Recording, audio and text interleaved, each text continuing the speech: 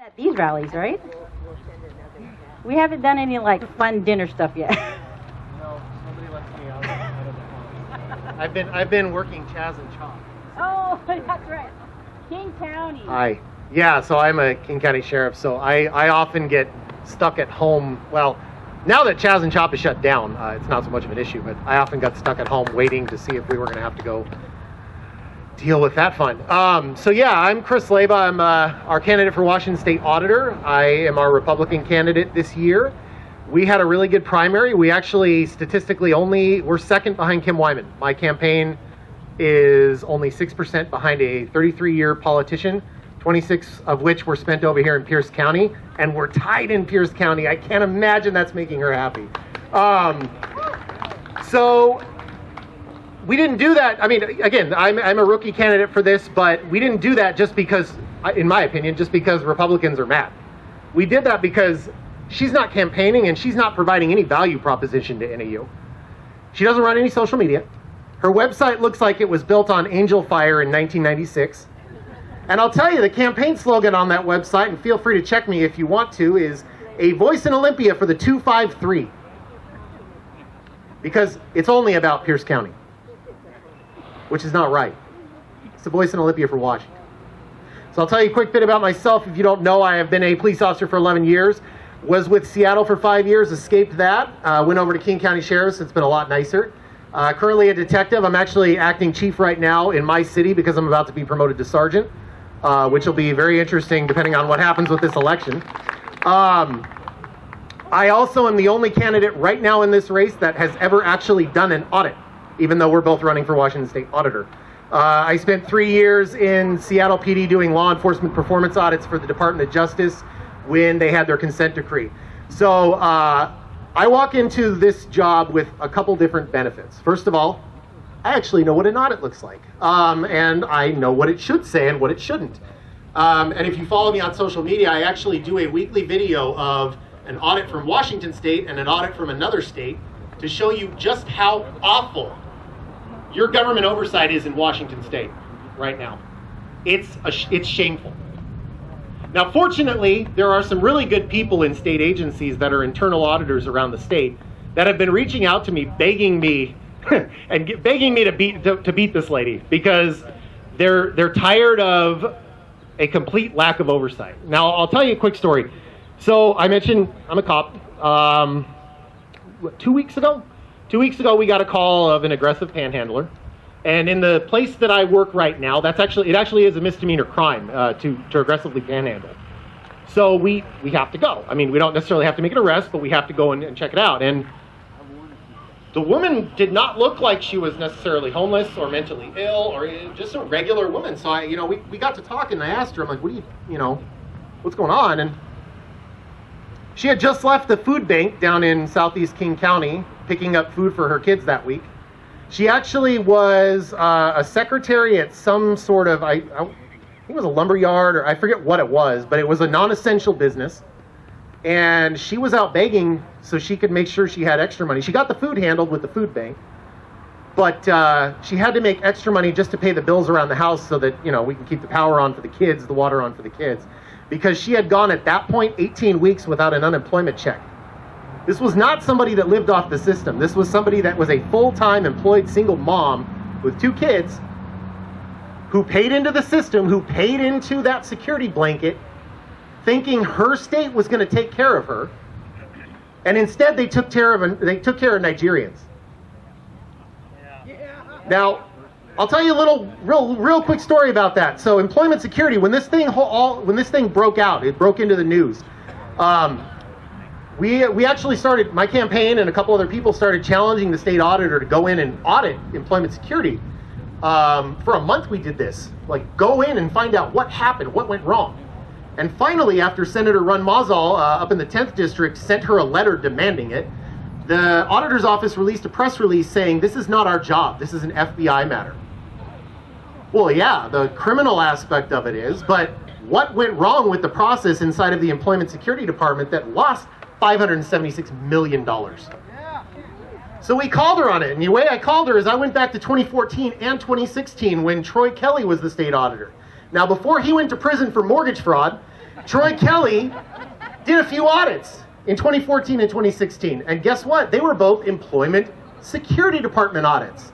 And wouldn't you know it, in those audits, they found improper payments to people that did not deserve them fraudulently in both audits. In fact, in 2016, they found several $100,000 improperly overpaid to Washington State prisoners. No follow-up with the new auditor. No audit schedule. Now, I'm not going to say that the Democratic mega donor and Jay Inslee donor in charge of the Employment Security Department, Susie Levine, had anything to do with that. I'll leave that to you to decide if that had anything to do with it. But after we pointed all this out, miraculously 24 hours later, the Employment Security Department is now suffering through 5 audits. Here's the deal. And I encourage you to talk to you. I have a unique campaign. I mean, when you're voting for a governor or a senator or a state representative, you actually are voting for a certain package of morals and ideals, because legislation is based on morals and ideals. I have my morals ideals when I go to work as a cop. But when I put my uniform on and I go to work, I don't get to be a Republican anymore. Because I have to serve based on what the RCW and the municipal code say. I have to be objective, I have to be fair, I have to be neutral. This is the same job. This job, I should be able to go to Seattle, and I should be able to come here, and I should be able to go over to Spokane and have a conversation with anyone in those cities and be able to express why it's so important that the facts and the objective standards of these audits matter to you. We need a better Chief Government Oversight Officer in Washington State. We will beat her, because we do not have that. This office needs to change. And I'll tell you, before I'm done here, I'm going to do 3 things. These are the first 3 things I'm going to do in this office for you when you put me in and when I raise my hand on January 11th, 2021 and swear in to serve you. The first thing we're going to do is we're going to be changing a little bit of the management structure. Currently, each director inside of that office makes $116,000 a year. We're going to be eliminating 3 total management staff because I think we're a little too bloated. One of the management staff in particular that's going to go is a lobbyist. Most state agencies, believe this or not, you can check, most state agencies pay a lobbyist, in my case, $116,000 a year of your money to go back to the legislature and lobby them for more money for me. You elected me to do that. If my people need something, I will go to the legislature and I will get it for them. The second thing we're going to do is we're going to order our first performance audit of my term. That is going to be an after-action report of the COVID-19 response in Washington State. Yeah. 3 agencies specifically, the Washington Department of Health, the Emergency Management Division, and the Office of the Washington State Governor. Yeah. Now, this is not a gotcha game. I'm not doing this to try and get anyone in trouble. We're going to find what went right and what went wrong. We're going to look at the science behind all of these decisions that have been made. And we're going to outsource that science to professionals in universities, epidemiologists, and public health students in universities. And we're going to give you a very transparent and comprehensive explanation of why the decisions that were made the way they were made, for better or worse. Because, God forbid, this ever happens again in 3.5 years. Yeah. We're going to be prepared. We're going to keep people safe, and we're not going to let people suffer.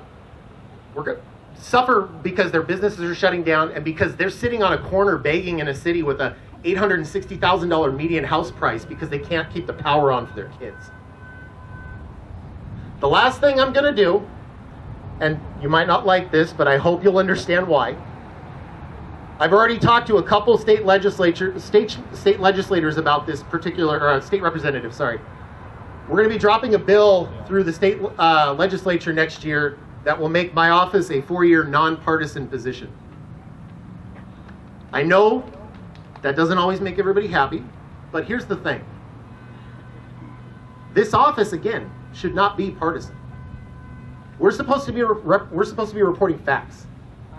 Whether those facts make politically conservative or politically liberal people look bad, that shouldn't matter. We shouldn't be giving our friends cover because they are DNC or RNC mega donors in charge of agencies. You deserve to know exactly what's happening in your government. And as your Chief Government Oversight Officer, you're going to get that with me. So again, I'm Chris Leyba, running for Washington State Auditor. We came real close in Kitsap County as well, guys. Only a few thousand votes behind her. I won 32 out of 39 counties. We have a little bit more work to do. If you are able to check out the website, if you're able to donate, fortunately, the only money my opponent is getting is from unions and her judge husband's lawyers' friends.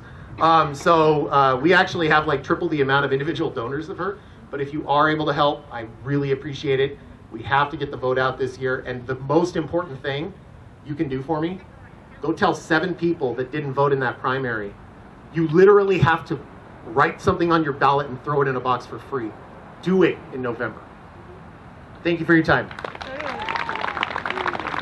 Thank you, Chris.